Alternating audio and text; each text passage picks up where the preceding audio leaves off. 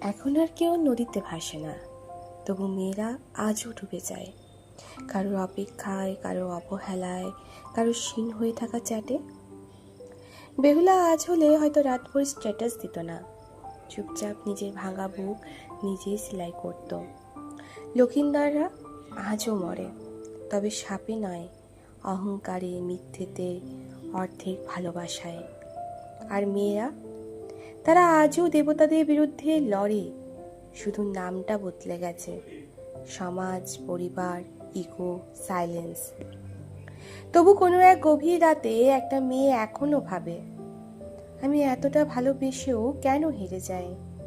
সেই রাতেই নদীর ওপার থেকে বেহুলা ফিসফিস করে বলেন, ভালোবাসা হার নয়, ভুল মানুষকে বাঁচাতে গিয়ে নিজেকে হারানোই হচ্ছে হার।